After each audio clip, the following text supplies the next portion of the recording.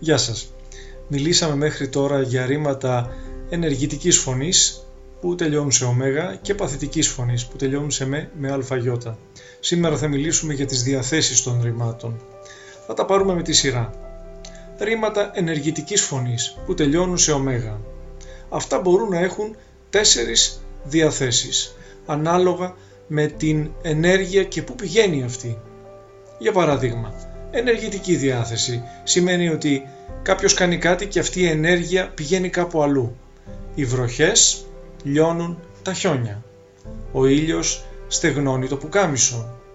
Παραδείγματα: έχω, οδηγώ, στεγνώνω, απαντάω, λιώνω. Ρήματα πάλι σε ω που δείχνουν παθητική διάθεση. Σημαίνει ότι κάτι παθαίνω από την ενέργεια κάποιου άλλου. Τα χιόνια λιώνουν από τις βροχές. Το πουκάμισο στεγνώνει από τον ήλιο.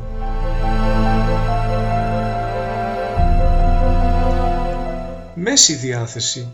Μέση διάθεση σημαίνει ότι κάνω μία ενέργεια και αυτή η ενέργεια γυρίζει σε μένα.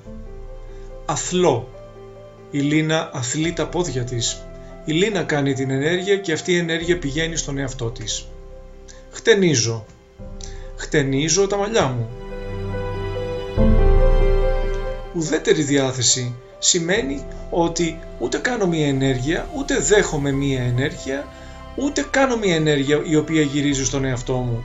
Ουδέτερη διάθεση σημαίνει ότι βρίσκομαι σε μία κατάσταση. Νηστάζω, πεινάω. Το ίδιο θα δούμε και με τα ρήματα σε με, που τελειώνουν σε αλφαγιώτα, ή αν θέλετε σε όμε, ή έμε, ούμε και άμε. Ενεργητική διάθεση σημαίνει ότι κάτι κάνω και η ενέργεια πηγαίνει κάπου αλλού. Δεν είναι απαραίτητο τα ρήματα που έχουν ενεργητική διάθεση να τελειώνουν πάντα σε ω. Μπορούν να τελειώνουν και σε με. Σκέφτομαι, κάνω μια ενέργεια, σκέφτομαι τη Μαρία. Περιποιούμε τον άρρωστο, κάνω μια ενέργεια και πηγαίνει στον άρρωστο. Μπορούν να έχουν παθητική διάθεση βεβαίως. Βραβεύομαι από την πολιτεία. Η πολιτεία κάνει μια ενέργεια προς εμένα. Οδηγούμε στην καταστροφή από τα χρέη. Τα χρέη οδηγούν εμένα στην καταστροφή. Παθαίνω κάτι. Μπορούν να έχουν επίσης μέση διάθεση. Πλένομαι. Χτενίζομαι. Η Μαρία χτενίζεται.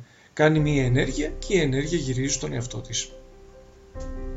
Και ουδέτερη διάθεση. Βρίσκομαι σε μια κατάσταση. Κάθομαι, κοιμάμαι. Ο Μάνος κοιμάται.